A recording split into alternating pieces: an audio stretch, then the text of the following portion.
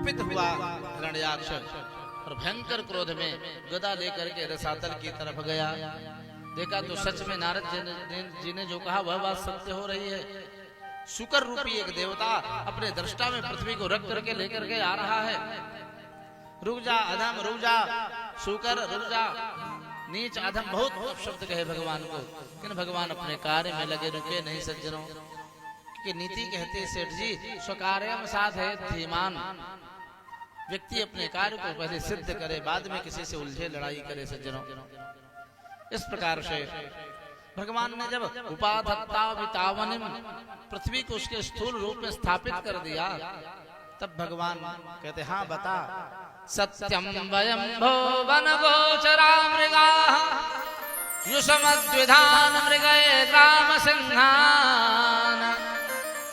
हे दैत्यराज, तुमने ठीक ही कहा है कि मैं शूकर हूँ, वाराह हूँ, तुझ जैसे गांव के कुत्तों को मैं खोजता फिरता हूँ।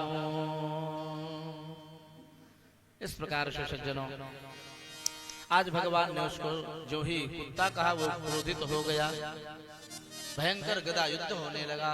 कुछ क्षण तक तो भगवान खिलाते रहे उसको, लेकिन पुनः हाँ युद्ध में इतना भी वर्णन है, एक बार उसने अपना पूरा बल लगा करके बड़े वेग से भगवान नारायण को गदा का प्रहार किया, मारा सज्जनों। इतना बल लगा करके गदा को मारा, लीलार्थ भगवान के हाथ से कौमुद की गदा छट गई सज्जनों। इतना तेजी से प्रहार ओछा जब भगवान ने, भगवान मुस्कुराने लगे, कितना वीर है यह। उठा कायर, विष्णु उठा गदा, मैं कायर नहीं हूँ, नित्य परवार नहीं करता हूँ। भगवान गदा को उठाए और फिर से युद्ध होने लगा।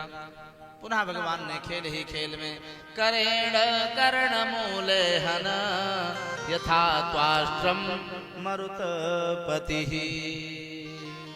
भगवान ने एक तमाचा मारा तलवार का स्मरण करके, उसका सिर धड़ से अलग हो गया, राम नाम सत्य हो गया। बोलो दुष्ट निकंदन भगवान की जय हो। भगवान वाराह नारायण ने अपने शरीर को बड़ी तेजी से झिड़का है, कुछ रोंगटे भगवान के रोए इधर उधर गिर गए सज्जनों। कुशा कासास्तते आसन, वे भगवान वाराह नारायण के जो रोंगटे इधर उधर छिटके पृथ्वी में, वही कुशा और कासा के रूप में परिणित हो गए हैं। इसीलिए वाराह नारायण का अवतार यज्ञावतार कहा गया है। कोई भी यज्ञ का कार्य, धर्म का कार्य, कोई भी संकल्प बिना कुशा के पूर्ण नहीं होता है। देवताओं ने, ऋषि मुनियों ने प्रकट होकर के भगवान वाराह नारायण की बड़े ही सुंदर स्तुति की है। जितम जितम ते जित यज्ञ भावना त्रयं तनुं स्वाम हरिधुनवते नमः। कृष्ण गोविंद हरे मुरारे हे नाथ नारायण वासुदेवा। हे नाथ नारायण वासुदेवा, हे नाथ नारायण वासुदेवा, हे नाथ नारायण वासुदेवा, हे नाथ नारायण वासुदेवा। यद रोम गरते सुनीलिल्युरध्वरास् तस्मै नमः कारण सुकरायते। श्री कृष्ण गोविंद हरे मुरारे हे नाथ नारायण वासुदेवा। हे नाथ नारायण वासुदेवा, हे नाथ नारायण वासुदेवा, हे नाथ नारायण वासुदेवा, हे नाथ नारायण वासुदेवा। भगवान वाराह नारायण की ऋषि मुनियन ने, देवतन ने बड़ी सुंदर स्तुति की है। इसके अनंतर सज्जनों आगे जय जय बड़ा ही सुंदर आगे उपाख्यान को बढ़ाया है। मनु और शत्रुपा के द्वारा 5 संतानें पैदा हुई। मनोस्तु शतरूपायाम तिस्रः कन्याश्च जगनिरे आपूतिर्देवहूतिश्च प्रसूति ऋतिविश्रुताः। आपूति, देवहूति और प्रसूति नाम की 3 पुत्रियां बिटियां पैदा हुई पहले सृष्टि के आदि में। मानो साक्षात देवियां ही इनके यहाँ अपने अंश से प्रकट हुई हैं। और 2 पुत्र उत्पन्न हुए, उत्तानपाद और प्रियव्रत नाम के 2 पुत्र बड़े सुंदर प्रकट हुए सज्जनों। प्रसूति का विवाह दक्ष के साथ आगे होता है। उससे पहले रुचि नाम के जो प्रजापति हैं आकुति नाम की बड़ी बिटिया को विवाह किया है। और देवहूति के विवाह का प्रसंग तो बड़ा सुंदर लिखा है भागवत जी में सज्जनों। देवहूति पुनीतासो कुमारी देवहूति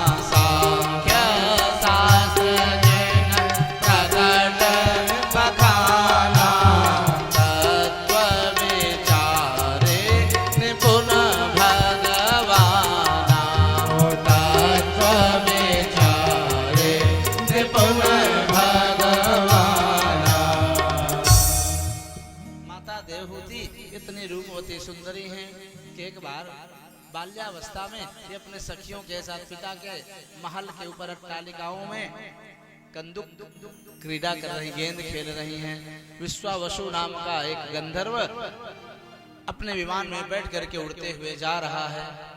बालिकन की चहल पहल को सुन करके नीचे की तरफ झांका। वर्णन है देवहूति के दिव्य रूप माधुरी को देख करके न्यपतस्व विमानात् अपने विमान से मूर्छित होकर के नीचे गिर पड़ा सज्जनों। कालांतर में करदम नाम के महामुनि गुर्जर प्रांत में जहाँ गुजरात है बिंदु सरोवर के पास में तपस्या कर रहे हैं। कृतयुग सतयुग का समय 10,000 वर्ष पर्यंत भयंकर तपस्या किया। भगवान नारायण गरुड़ पर आरूढ़ होकर के प्रकट हुए। वरदान मांगो, क्या चाहते हो? तथा च साहं परिवोढुकामः समानशीलां गृहमेधिधेनुं। हे भगवान, हम गृहस्थाश्रम में जाना चाहते हैं, आप ऐसे कृपा कर दो कि गृहमेधिधेनुं गृहस्थाश्रम को चलाने के लिए एवं सुलक्षणा पतिव्रता धर्म पत्नी मुझे मिल जाए, ऐसी कृपा कर दो, मेरो सुंदर विवाह हो जाए। बोलो राधे राधे। इस प्रकार से भगवान नारायण ने कहा, हे महामुने, क्या हुआ? क्या बोल रहे हैं बाबा? समझ में नहीं आता भैया। बाजा के दोष में क्या करूं? बाजा वाले यहाँ तो सुनाई दे रहा ठीक से। हाँ, थोड़ा इको कम करो थोड़ा। बोलो बाके बिहारी लाल की जय हो। श्री राधे, श्री राधे नारायण। ठीक है, आवाज आ रही सही? इस प्रकार से सज्जनों आज भगवान ने वरदान दिया है। परसों माने परसों के दिन हे महामुनि मनुष्य रूपा अपनी मझली पुत्री देवहूति को लेकर के आएंगे और आपके साथ सांगोपांग विवाह करके जाएंगे।